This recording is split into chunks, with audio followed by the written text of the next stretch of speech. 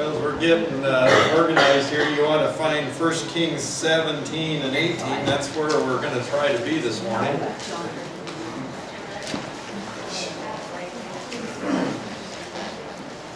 least I think that's where we are. Have we got the map of the area? We can kind of get our heads around where we're at and what's going on. Here we are, the beginning of chapter 17. We have started with Elijah the Tishbite, and you see on this map his trip from Samaria, the capital of the northern kingdom, over to one individual's guesstimate of where Tishbe and the brook Cherith, or Cherith, depending on your translation is. This is the one that usually pops up if you just go looking for a map, is one that shows, here's the Jordan River Valley here. And they usually show it back up, oh, this one's way back up there. Usually they show one right off the edge. And the reason for that is because the Hebrew word actually is one that says before the Jordan, which means not before you get to the Jordan, but that whatever he's in sounds like it would run directly into the Jordan River. So to have it way back up this particular river and off to the side, to me, my personal opinion, is probably a little bit out there. But there are others who believe that Tishbe may well have been in the land on the other side of the Jordan, because, and the reason they put it over here is because it tells us in the beginning that he was one of the settlers of Gilead. Well, Gilead is over here. So that would, if you think that Tishbe is where the settlers were, then that puts it over there. If you think Tishbe is where he grew up and then moved with the settlers due to some political pressures and military issues going on, that some folks had to flee over there, if you will, refugees in the sense, that he could have moved over here from someplace over here. So nobody knows for sure, but we all like to have our opinions, I guess. Really doesn't make a whole lot of difference. But we have left Samaria, which is the capital, and you'll remember that was built up in previous days because it is more militarily defensible than the place that they had for their capital, which was a very lush, beautiful place, but it was not as defensible. And we had from way over here in Assyria new rumblings, and new power was gaining. And within the world in those days, they had made a strike out across and over into Phoenicia, over this way towards the Mediterranean, got everybody nervous. And so they're watching what's happening with the neighbors, seeing that they're getting restless, and the king wisely decided that he had to have a new capital, one that was defensible, and they wanted to be ahead of the curve. So Omri was a sharp guy. He was a military man, and he knew his stuff. And so he went and developed this capital and had the resources to do a pretty impressive job. So there he is. Now his son is on the throne. That guy everybody knows, Ahab, and his lovely wife, Jezebel. Everybody knows now. What a sweetheart she was. If you remember, Jezebel came from just above this little point here. She's from right up in here in Phoenicia. And her father was a really nice guy too. When you read the historical accounts of her father was a high priest of Baal, and also became the king of the land by killing his brother and usurping the throne. So he was a little bit of a nasty guy. Oh, there we have Phoenicia right up there. And the next part of our trip, of course, is going to take us up there. So we have them on the throne, and they are in the process of purging the land of all of the prophets of Jehovah. There is a drought has taken place, was announced by Elijah in the first part of our chapter before he fled to the brook over here, or wherever. So he fled to the brook. He's been hiding out there because of the drought in the land. And we'll see again this time that Ahab is looking for his head, because he said, unless my word says it's going to rain, it isn't going to rain. So they're having a severe drought, and the brook has dried up last time we looked at, and he moved up to this place called Zarephath, which was interesting because that's where? Jezebel's home country. So you kind of have to, is this the sense of humor of God or what? That he would take and hide his prophet in plain sight, basically, right under the nose of those who would most like to have his head, right in our home pastures. And the other thing, the faith of the prophet, is Elijah is asked to go from seclusion out here in the middle of nowhere being fed by ravens, and asked to go and take the main highway up through here where he would be seen, and they're looking for him, you'll remember. They got wanted posters on every telephone pole. And so folks are looking for him, take him right up there, and then plant him right there in the enemy's territory. So interesting that his faith is sufficient that God says go, and the man goes.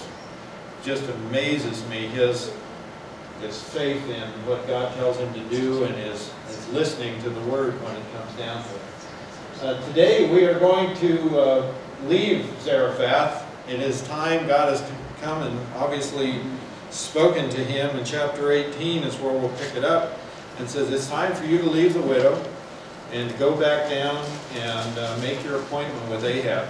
So we'll see that happen today.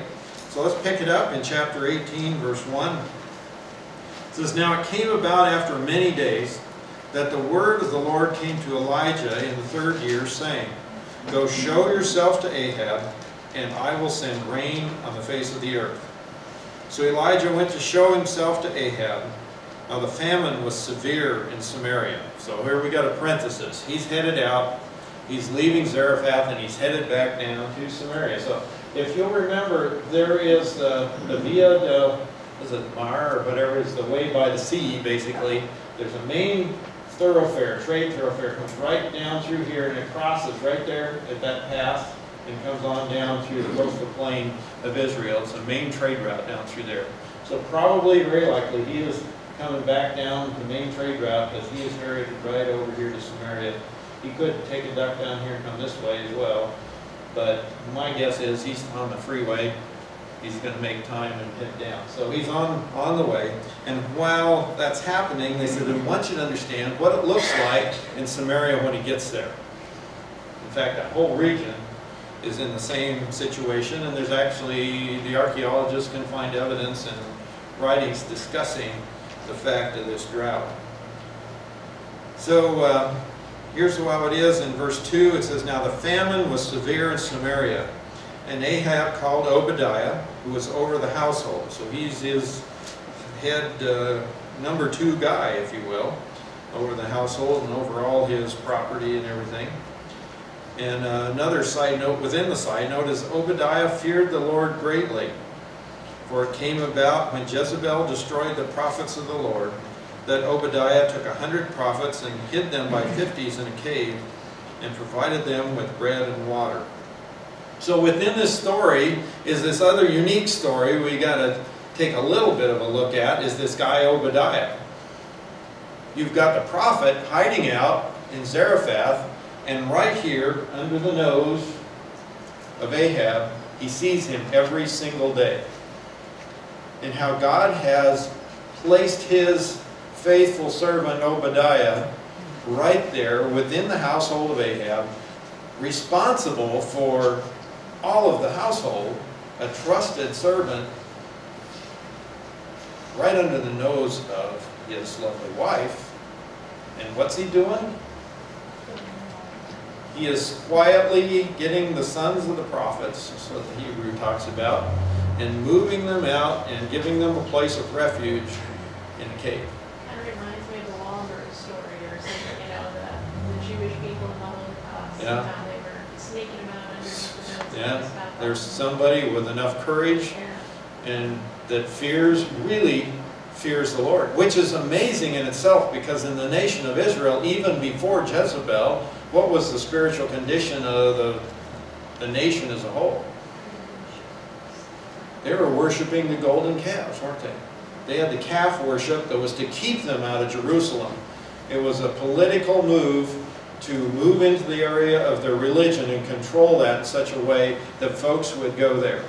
How did she not know about Obadiah? She was in the household every day. Isn't that something? How did she not? Was it protection from God that just prevented her from seeing? Yeah.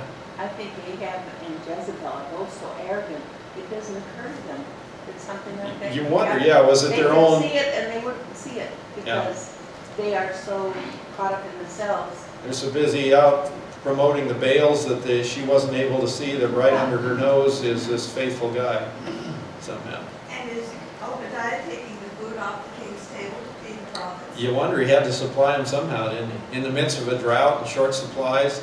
It's the perfect guy because he has access to supplies that nobody else does. The rest of the nation is starving. I mean, there's dead livestock and there's stuff. It is a desperate situation there. And yet, right out of the king's table, he's got his man there protecting his folks. Even Elijah doesn't know about this. He's not aware of it because later he will say, I'm the only one left. And God says, oh, no, you're not. I've got a bunch of folks that have not bowed the knee yet. So even he is, either he's not aware of it or it slips his mind at them in the moment of crisis. It could be he was doing such a good job and was so trusted that they overlooked. Yeah. He was probably extremely valuable, and you see that in what he is asked to do. He is trusted completely. And when times are tough and you need a trustworthy guy, Ahab calls him. So here he is, he's hidden the guys by 50s, he's provided for them, and so we don't know, it says he took 100 of them, plus whoever, how many, it takes a lot of folks to supply them there. So he's got faithful people that'll stay quiet. Quite an operation when you think about it, to be going on right under the nose of the king. So can God take care of his people? Oh yeah, he can do it. So Ahab says to Obadiah, go through the land to all the springs of water and to all the valleys. Perhaps we will find grass and keep the horses and mules alive and not have to kill some of the cattle. So they divided the land between them to survey it. And Ahab went one way by himself and Obadiah went another way by himself. So we're going to divvy the place up. You go north, I'll go south, I'll go east, west, whatever it was. They divided up the territory, said you take your guys. And what we're looking for, it says grass here. Well, they're looking for hay. Sound familiar? Anybody been trying to buy hay in the valley lately? Oh my goodness sakes. It's hard to come by and it's expensive and there's not a whole lot of it around anywhere. So same situation, only worse. So they're looking for springs of water up in a lot of these little gullies and crevices, even right over here. There's places where there's springs that are running, and what they're hoping to find is one that feeds an area, it's still running, and there's sufficient grass there. And the idea is let's gather it up or either move the livestock there, because if we don't, you can see how bad it is. We are going to have to kill some of the cattle. Has anybody been listening about the drought last year and this year in the south central part of the United States? You know what the cattlemen have been doing down there? Taking their herds to sale before they starve to death, because we'll get something out of them is better than nothing. So easy to see how that could happen. That's a minor little drought in light of the history of even the United States. The Dust Bowl was much more severe than what we're seeing, and yet even within that, people are doing exactly what they were facing here. Is that they're taking their cattle, we're going to slaughter them, can't feed them, we're going to get something out of it before they just end up a carcass out there. So they're trying to find a way to keep their horses and mules. Why would you be worried about horses and mules if you're King Ahab? Who needs a bunch of horses and mules when you need to keep cattle alive? Military. You do not want your tanks to run out of fuel. This is their light, fast chariot folks, and the mules are your supply lines and your reliable animals for getting you where you need to be, and the horses for the chariots. You need to keep them alive, because remember, why did we build up Samaria? There's a military threat. There's danger out there. So Ahab's a smart guy in some ways. He's really an enigma, because he's really bright in some areas and he's really weak in others. But this one, he said, we have got to keep those horses and mules alive, and if we have to, we're going to kill cattle before we kill horses and mules. So they divided up, and Obadiah is on his way in verse 7. And behold, Elijah met him, and he recognized him and fell on his face. This is Obadiah recognizes Elijah, and said, is this you, Elijah, my master? Interesting comment from number 2 in the land.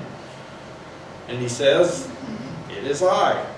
And here's your instruction. Go say to your master, behold, Elijah is here. Think about that. Why would you do that? God told him. Yeah. God told him to go do it. I'm here. Man, they're hunting for your head. Here I am. And he said, what sin have I committed that you are giving your servant into the hand of Ahab to put me to death? And wait a minute. Elijah said, when I come back, and by my word, it will rain. And they know that. So he's here. Wouldn't the question be, are you going to make it rain? But the question is, you don't like me? You want me to die? What sin have I committed? Wow. What judgment have we seen, before I jump on by it, what sin have I committed? Where have you heard that phrase before? The widow. The widow. Her same question when her son died. What sin have I committed that you came and did this to me? Calamity and sin. The calamity and sin. And I got my little note here, thing that you've seen, that little pink piece of paper before. King Solomon's dedicatory prayer from the dedication of the temple. And he says, when we see these kinds of things, defeated by an enemy, no rain, famine in the land, a number of other things, what is it supposed to do? Remind us of our sin, turn back to God, pray towards this place, was what the command was. But at that point, the temple was where God was. So turn your face back to God and realize that He's calling you back. This is designed to turn your heart back to Him. And here it is. What sin have I committed that you are giving your servant into the hand of Ahab to put me to death? As the Lord your God lives, there is no nation or kingdom where my master is not sent to search for you. And when they said he is not here, he made the kingdom or nation swear that they would not find you. And now you're saying, go to my master, behold, Elijah is here. I find it strange that Obadiah can trust God to take care of all his problems, and he's all of a sudden scared to death. Death. And what's going to happen to me? Right. Yeah, it really makes him human, doesn't it? Oh man, we got this nailed down. I took care of that, and I hid those prophets, and everything worked out. And Elijah shows up, and he goes, no, no. What's going to happen? You've been living on edge for quite some time. Yeah, maybe that's it. It's just one thing push you over the edge. Huh? Jezebel will do that to you. Yeah, Jezebel, maybe that's it. And Jezebel even pushes Elijah over the edge at a time when you say, no, that shouldn't happen. And it does. So he's under a lot of pressure, he's under stress, things are tough, they're looking for hay, they're looking for grass, they're looking for water, and here this guy shows up at a time you least expected, and you're saying, go and tell him. He says, and here's what I'm afraid will happen. And it will come about when I leave you that the Spirit of the Lord will carry you where I do not know. So when I come and tell Ahab, and he cannot find you, he will kill me, although your servant is here and have feared the Lord from my youth. It says, and haven't you heard? And maybe I guess I should say, Elijah didn't know, now that I could think about it. Has it not been told to my master what I did when Jezebel killed the prophets of the Lord? That I hid 100 prophets of the Lord by 50s in a cave, and provided them with bread and water. And now you're saying, go to your master, behold, Elijah's here. He will kill me. Get in the caves, sound like an underground operation there. Another underground, yeah, there you go. The underground comes alive when there's persecution. There you go. Yeah. I also think that he's assuming what God God is doing. He's just making this assumption that this is the way God's going to work, because there's no way God is going to have Elijah stay there and wait for Ahab to come, because God wouldn't have Elijah killed. That, you know, So yeah, that's he's interesting got a that little fine eye of, one of the areas, you know, often it frustrates me that commentators pass over things, but this is one that, interestingly enough, they didn't. Why would he say that? Why would he expect that? And there's no record of Elijah ever being moved around like we've seen of others where God took them and moved them someplace else. And we've seen that in a couple of places through the scriptures, but never with Elijah. And so either something has happened that isn't recorded, and we don't know about, that God moved Elijah from place to place somewhere along the line, and that is known, or it's because he seemed to have just disappeared off the face of the earth when God told him, go and hide yourself. It was just like, he's here today, gone tomorrow, what happened? And so that may very well be it, that God's removing him so quickly. He said, you were here, you told this thing, and then vanished. How do I know that you won't just, God won't say go and you go? So again, his concern, his weakness, the pressure, who knows what it is, but Obadiah's faith is getting a little bit shaky here. And the prophet's going to have to assure him that, no, this is the real deal. I'll be here when the word goes out. So he finally is able to get reassured in verse 14. Or 15 rather, Elijah says, as the Lord of hosts lives, before whom I stand. Why did he say that? Before I move on. Why did he use that particular phrase? The Lord of hosts. To reassure Obadiah. To reassure him. Why would that particular phrase be any reassurance to Obadiah? Lord of hosts. Well, he's the, you know, the host of the heavenly angels, so there's a whole bunch of them. That's what you think of as host, right? Man, they're a great host. That's a preacher word, isn't it? No, Adam, do you use that when you're preaching? Oh, the host. It just sounds like a preacher word, doesn't it? What does that word actually mean? That's a military term. That's an army. That's the God of armies that he's talking about. So when he tells Obadiah, as I stand before the God of this vast army, the one who has authority over here, that ought to be a huge reassurance to Obadiah, who knows that Ahab's armies have been out searching. Now I'm sure that is directed directly to his fears and his concern. He says, I am as the Lord of hosts, before I stand. I get my eye. As he lives, before whom I stand. So I represent him, is what he's saying. This is who he is. He is the guy in charge. He has these huge armies. And I will surely show myself to him today. That's my word. And it's interesting that there's no more questions. When he says that, Obadiah goes. What did we learn from that? What did we learn that when great things happened in Zarephath and the sun was restored, what was the thing that the widow said? Now I know that you're the prophet, and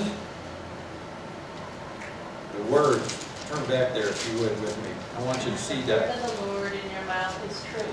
The word of the Lord in your mouth is true. That was the thing she really learned. What you say, that the word of God is true. And at that time, the word of God came through his prophets. That when they saw the power of God acting, what it ought to do is point them to what God says is true. And here he is saying, as he lives before whom I stand, I will show myself today. And he accepts that as what God says. So somewhere in this presentation, as Obadiah gets reminded, it's almost like wait a minute, Obadiah, who do you serve?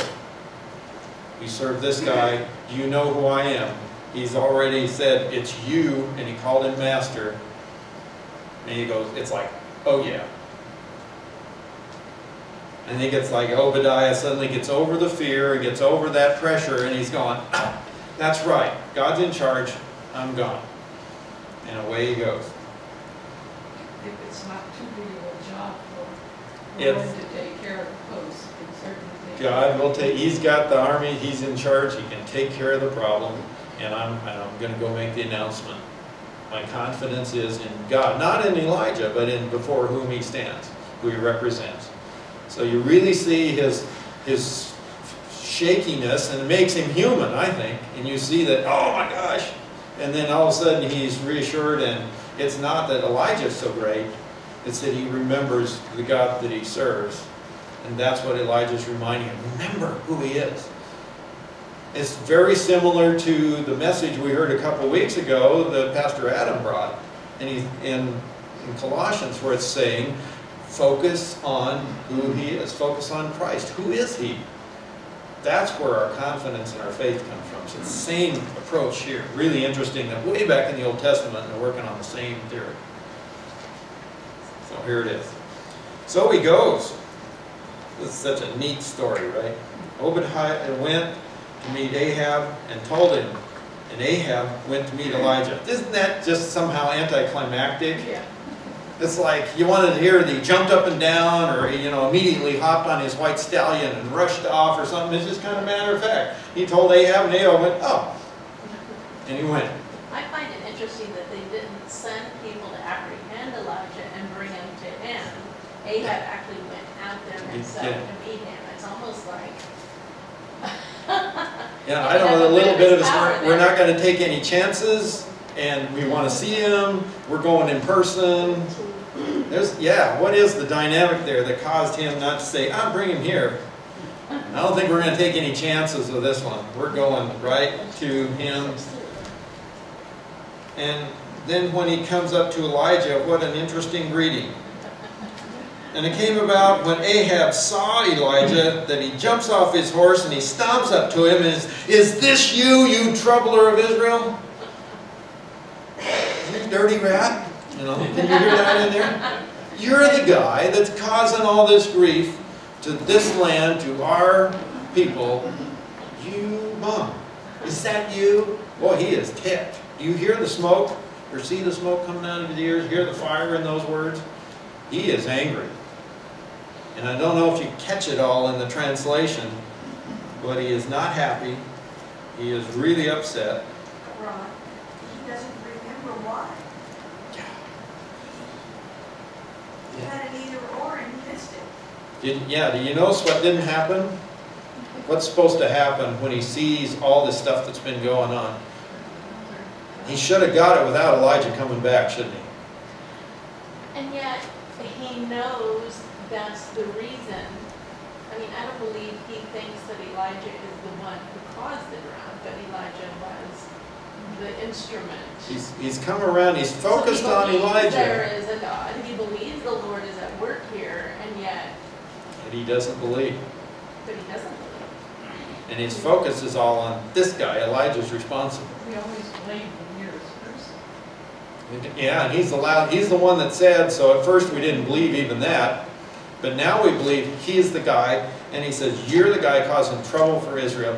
But he doesn't recognize that God said, he doesn't remember or hasn't heard. Surely it's floating around in the nation that God said, this is going to happen. If he acknowledged that it was God's work, he would have to kneel before God, Yeah. and he won't. And it's just, Because he's so arrogant, he's blaming someone else. isn't it amazing the arrogance, the hardness of heart, the blindness in this guy, in spite of what he's seeing. And it's not just him, a lot in the nation. And as you go through this whole story, the thing just leaves you shaking your head and trying to figure it out is, how can this guy see this and not recognize who God is? How can we be so blind? And yet it's around us everywhere. You will see people, great catastrophe happens in our nation. They fly jet planes into a building. Tons of people lose their lives. A great catastrophe in our nation. And what's the first thing you hear from our leaders? Oh, pray for. And you go, pray to who you have in mind, Because a week later, it is some deal about you trying to bring God into something. How terrible that you should have God in anything. And then you go, wait a minute. So here they are, you troubler, and I love Elijah's direct to the point answer. Saying, no, you got that wrong. In verse 18, he said, I have not troubled Israel, but you and your father's house have, because you have forsaken the commandments of the Lord, number 1, and you have followed the Baals, number 2. Boy, he is direct to the point. He said, you're the guy. And he's got guts. This guy could say, take his head. But he won't, because he wants rain. So he's going to hold, it's like God just holds him back. Yeah. It reminds me of when that prophet stuck his finger to David's chest, and David repented. Yeah, what a difference. They had this stuff more stubborn. Yeah, David heard that same thing from Nathan. You're the guy. And David went, ah, you're right. This one he says, you're the guy. And he goes, eh. But make it rain. By the way. Yeah. By the way, make it rain. So, yeah, he puts his finger right on it. You've turned away from God and you've followed the Baals. These always go together, don't they? And they turn away from God, they've always followed something else. There's no such thing as not following something. I know there are atheists out there who say, I don't believe in any gods, they follow something. Superstition, there'll be something. Their own selves, they'll worship man. That's the whole idea that man is king and man is his own God. And there is something that fills that void. And it's there in the form of Baal for them. And then he goes right into his command to Ahab. He says, I need you to do something. He says, now, in verse 19, then send and gather to me all Israel at Mount Carmel, together with 450 prophets of Baal and 400 prophets of the Asherah, who eat at Jezebel's table. That's it. That's the message. That's a weird message. Why? There had to be more, and this is all that's communicated to us, you would think. Why would he just say, you gather them up, meet me there? Well, there are some reasons that possibly could have been just a message, but to do that, we've got to know where they're going. So, we want to go look at this little spot of ground right here. And I think we got a little close-up of that, don't we, Ken? Here is Mount Carmel. It's right there. Thank you. And there's the Jezreel Valley right here. And Mount Carmel is this rocky ridge. It goes from this pass right here. It goes up and over and down to the sea over there. I think we actually have a photograph that shows the ridge looking back at it. There it is. You were expecting a mountain, weren't you, living here in Washington? It runs around 1,800 feet total above sea level on the highest ridge. And the place where they're going to meet is probably 1,600 or so. So it's up high, but it's not like we think of a mountain. But there's the ridge. And you know, Carmel is interesting. It looks pretty doggone desolate around there.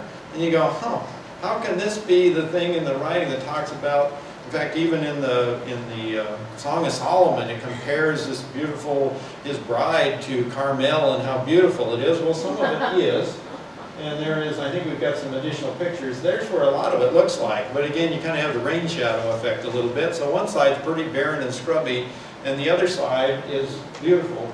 This is looking down off of the place where they believe that this incident we're going to study happened, looking into the Jezreel Valley. It's the breadbasket of Israel, if you will. Beautiful spot with orchards and fields and the modern day city. If you pop back to that map, right here is the modern day city of Haifa. So it's even today a populated place and a beautiful spot. You can go actually stay, there's places to stay right there, and you can be right under the mountain. You go up and there's of course, a monastery up there on this spot.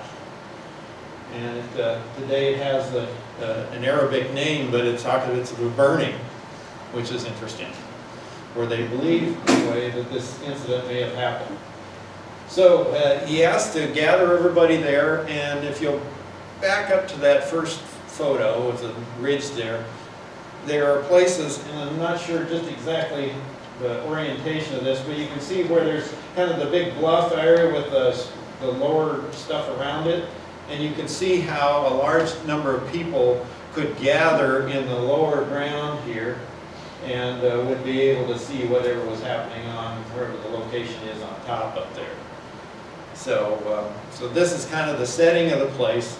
It's agricultural heartland of especially of the northern kingdom here in this Jezreel Valley, where there probably was still a little trickle of water running down the stream there. So there's some logic behind meeting at this place where agriculture is key, and it's a high place, so probably there was already a center of some kind of worship, because you know there were always high places, especially for Baal and Asherah. They often had the places of worship on a high place. You saw the wooded side, the lush side of Carmel would fit in with that idea. So there's some reasons why you would go there. It must have been a pretty good source of water there somewhere too, because they had to carry That's water. the other key, yeah. And I wasn't able to find a picture of what I read about. I found one, but I'm not sure it's the right one, but they talked about the two possibilities. One is this location is fairly close to the Jezreel Valley and maybe could have packed water up the hill from there. It would have been about 1,000 feet, be a pretty good pack. But they're saying, you could probably do it. The other one is that there is a spring nearby that's down in the rock that's only a couple hundred feet from the location of where this monastery is today, that they think this spot might have been. So if that's the case, then they would have had access to water fairly close, and it would have been easy to imagine them packing water out of that spot. So it's just the right place for that. Probably was a high place already, and a place people would recognize as a place of worship of some kind. And so here's where they're going to go. The interesting thing is to invite in the prophets of Baal and the prophets of Asherah. And why would you do that? And, well, in the context of what's going on. What are those guys, what is their job? What is the job of the prophets of those two gods, goddesses? Well, they're supposed to make agriculture. It's the breadbasket. You need the god of storms, for one, and you need fertility. That's the whole idea. Drought for 3.5 years is a direct assault on the gods of rain and fertility, isn't it? And the fire god, if you will, in the form of lightning. So you've got these gods that are supposed to be the ones that, if they're placated, if you've done it right, they're the ones should be taking care of things, and we're going to meet there. This may have been one of their high places, meeting places. Let's meet there and talk about this weather issue we're having. Yeah, just going to talk about the weather. And I'd love to get into that, but we don't have anywhere near enough time to get into that whole part of the story. So we're challenged with the anticipation of looking forward to the great confrontation with Elijah and these guys, but we're also challenged with, so what? It's a great story. Everybody, every Sunday school teacher. I just can't get over how when you read that incident, how nothing happened. Because you always wonder if way back when, was there something that Satan was doing that made these people think that their gods were alive? And yet, nothing happened. Yeah, I think that a lot of what we find as you go out and look at humanity in general and history, what you see is when people see things happen that they can't control and they don't understand, that you tend to associate something as a human being. You want to know that there's something that in charge of that runs it. And as Adam taught us a few weeks ago, our culture says it's science. We can scientifically figure out, we go far enough out in space, we will find the magic bullet that explains everything. It'll explain how we got here. Like insurance policies read an act of God, all insurance. Isn't that interesting? You always have an act of God clause in there. Yeah. You know, we don't understand anything else. God must have made it happen. And by golly, we don't insure what He does. Did you notice that? Or it costs a lot more if He's in charge, because we can't control that at all. We don't believe it. But we don't believe it. But we don't believe in Him. But however, if you can't explain it, you don't say it's an act of science. I don't understand that. So. But isn't that true of almost every culture you go to? If they find something somewhere that's unexplainable, you find something, you rationalize something to explain it. And so here's what you have is a nation that's turned away from this answer that says, I am God, I am the one, I am the creator, I am the one that does that. And if you turn away from Him, then you're left with no alternative. If you turn away from God, you desperately need evolution to be true. Because if you're wrong and evolution is not true, that means something else must have happened. And someone else may have made it happen. And if someone else created you, then there's the possibility that that someone is greater and more capable than you are. You may owe them something. So do you have to run down and placate a God somewhere? You know, what is it that you have to do to pacify that God? That's why they are so vehemently interested in proving evolution. That is why you will get such serious backlash if you question it. Because everything rides on that. If it's wrong, we're in desperate shape. But if it's right, we're off the hook. We can now be sure that we know our own destiny and we're okay. It's strange that people have that attitude, but when they want to manipulate, like political right now, Right. then they bring God in, just, throw His name in to kind of Just to make this make it sound all right, God bless the United States of America, right? Every campaign is going to say that somewhere. Right, this latest ad about for gay marriage Yeah. is. Why bring in a for all pastor, God's bring in children. somebody, yeah. So, yeah, we bring them in where it's convenient. And they did too. They have the golden calf worship. You know, if you're not crazy about the Baals and the Asherah, we still have the golden calf worship down in a couple of high places. You can go there. You know, you can go there and do that. So we'll do what's convenient for you. Well, we are out of time and folks are going to be stacking up at the back door. Let's close with a word of prayer.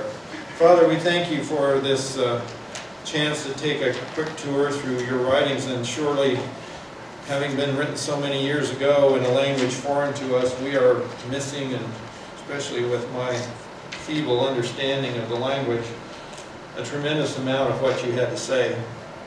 And yet, God, we hope and pray that within this, you would bring us to the realization and the understanding that our weaknesses and our tendencies are just like the individuals recorded.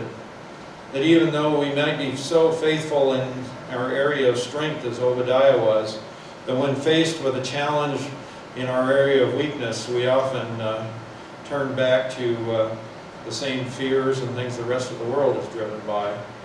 Help us, Father, to do what Obadiah was brought around to do, that he recognized your word when he heard it. Father, help us put ourselves in a place where we are confronted with your word, where it permeates our lives on a regular basis, that we might have our faith reinforced and strengthened as we recognize who you are.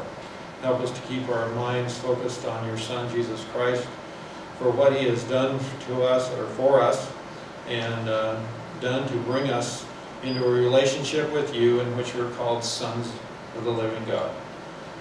Father, it's hard to even comprehend what that means, but help us to gain an understanding that you love us, that you gave him as a sacrifice for us, that if we have faith in that sacrifice, and we trust you that you will bring us to that place of blessing face to face with you. Father, thank you for that gift. Help us to have the faith of Obadiah that turns and goes about the work we're called to do, because we know whom we have believed, and we know he is able to carry out what he has said. Father, we thank you for this time together this morning. In Jesus' name.